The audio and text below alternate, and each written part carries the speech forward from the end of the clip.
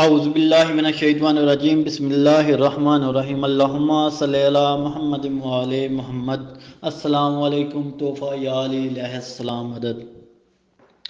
حضرت امیر المومنین علی بن ابی طالب علیہ السلام کبھی کبھی کوفہ سے نجف کے کنارے آ کر بیٹھا کرتے تھے۔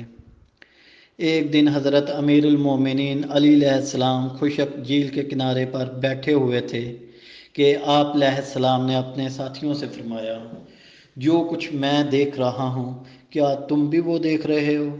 حضرت امیر المومنین علی بن ابی طالب علیہ السلام کے صحابہ نے کہا، یا عین اللہ، آپ کیا دیکھ رہے ہیں؟ حضرت امیر المومنین علی بن ابی طالب علیہ السلام نے فرمایا، میں دیکھ رہا ہوں کہ ایک اونٹ پر جنازہ لدا ہوا ہے اور ایک شخص اونٹ کی مہار پکڑے ہوئے ہے اور ایک شخص پیچھے سے اونٹ کو ہانک رہا ہے، اور 3 دن کے بعد وہ اونٹ یہاں پہنچے گا۔ تیسرے دن حضرت امیر کائنات امیر المومنین علی علیہ السلام وہاں جا کر بیٹھ گئے۔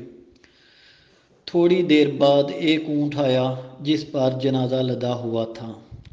جناب امیر المومنین علی علیہ السلام نے جواب اسلام کے بعد فرمایا، تم کون ہو اور کہاں سے آ رہے ہو، اور یہ جنازہ کس کا ہے، اور تم کس غرض سے اس جنازہ کو لائے ہو؟ انہوں نے کہا، ہم یمن کے رہنے والے ہیں، یہ جنازہ ہمارے والد صاحب کا ہے۔ ہمارے والد صاحب نے مرتے وقت ہمیں وصیت کی تھی کہ جب میں مر جاؤں تو تم مجھے غسل و کفن دینا اور میری نماز جنازہ پڑھنا۔ نماز جنازہ سے فارغ ہو کر میری لاش کو اونٹ پر سوار کرنا اور عراق لے جانا، پھر کوفہ کے قریب خشک جھیل نجف کے کنارے مجھے دفن کر دینا۔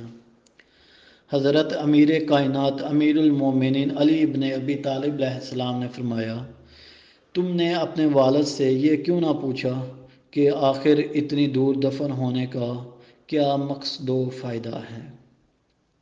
جوانوں نے کہا کہ ہم نے اپنے والد صاحب سے یہ بات بھی پوچھی تھی، اور ہمارے والد صاحب نے ہمیں بتایا تھا کہ وہاں ایک ایسا مرد دفن ہوگا کہ اگر وہ پورے اہل حشر کی شفاعت بھی کرے گا تو بھی اللہ اس کی شفاعت کو رد نہیں کرے گا۔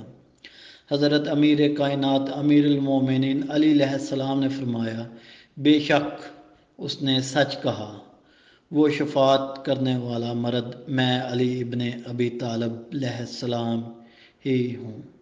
ہاں، میں ہی وہ مرد علی ابن ابی طالب علیہ السلام ہوں۔